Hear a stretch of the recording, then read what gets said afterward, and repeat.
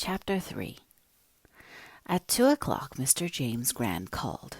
Mr. Grand was the chairman of the high school board of trustees and had matters of importance to talk of, which he wished to discuss fully before he left on Monday to attend an educational conference in Kingsport. Could he come to Windy Poplars in the evening? Asked Anne. Unfortunately, he couldn't. Mr. Grand was a good sort of man in his own fashion, but Anne had long ago found out that he must be handled with gloves. Moreover, Anne was very anxious to get him on her side in a battle royal over new equipment that was looming up. Are you enjoying this audiobook? Please take a moment to hit the subscribe button for more videos like this, and please hit the like button. Those two things make a big difference for this channel, and I appreciate every single like and subscription. Thank you so much. She went out to the twins. Darlings, will you play nicely out in the backyard while I have a little talk with Mr. Grand? I won't be very long. And then we'll have an afternoon tea picnic on the banks of the pond, and I'll teach you how to blow soap bubbles with red dye in them, the loveliest things. Will you give us a quarter apiece if we behave? Demanded Gerald. No, Gerald, dear, said Anne firmly. I'm not going to bribe you. I know you are going to be good, just because I ask you, as a gentleman should. We'll be good, Miss Shirley, promised Gerald solemnly. Awful good, echoed Geraldine with equal solemnity. It is possible they would have kept their promise if Ivy Trent had not arrived almost as soon as Anne was closeted with Mr. Grand in the parlor. But Ivy Trent did arrive, and the Raymond twins hated Ivy Trent, the impeccable Ivy Trent who never did anything wrong and always looked as if she had just stepped out of a bandbox. On this particular afternoon there was no doubt that Ivy Trent had come over to show off her beautiful new brown boots and her sash and shoulder bows and hair bows of scarlet ribbon. Mrs. Raymond, whatever she lacked in some respects, had fairly sensible ideas about dressing children.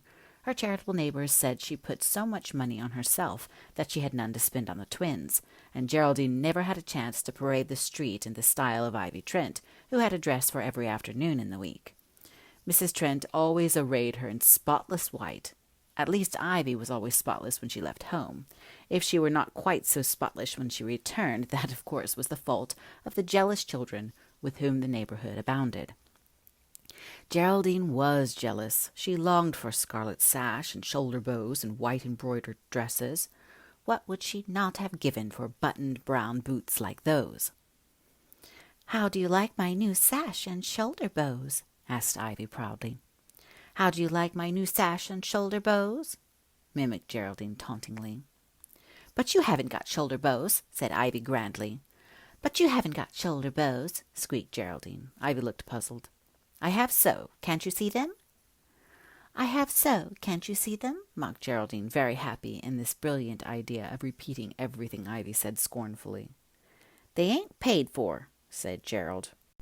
Ivy Trent had a temper. It showed itself in her face, which grew as red as her shoulder bows. They are, too. My mother always pays her bills.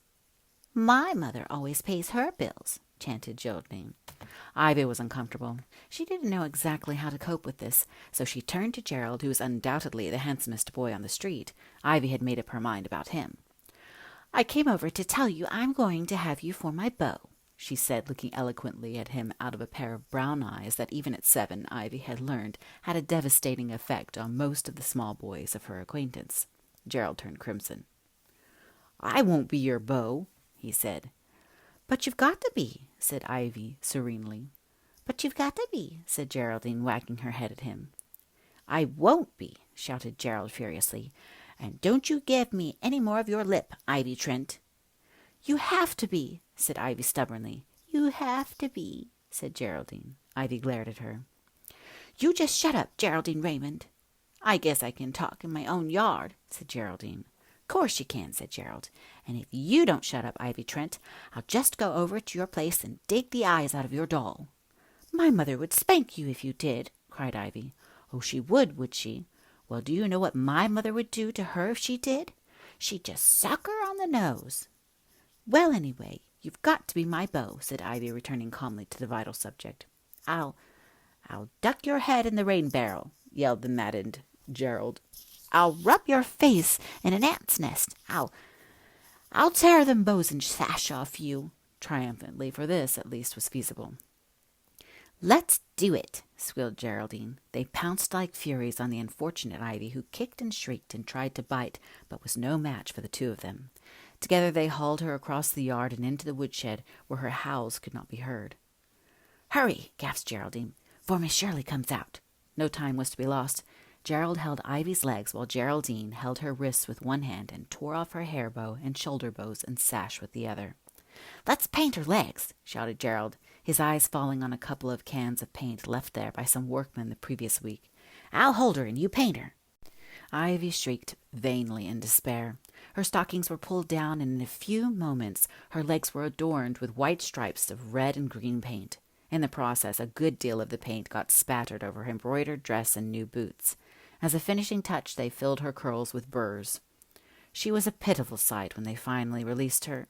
The twins howled mirthfully as they looked at her. Long weeks of airs and condescensions from Ivy had been avenged. Now you go home, said Gerald. This'll teach you to go round telling people they have to be your beaux.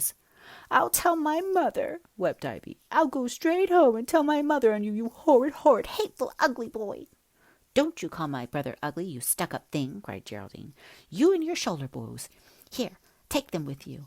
We don't want them cluttering up our woodshed. Ivy, pursued by the beaux, which Geraldine pelted after her, ran sobbing out of the yard and down the street. Quick, let's sneak up the back stairs to the bathroom and clean up, for Miss Shirley sees us, gasped Geraldine.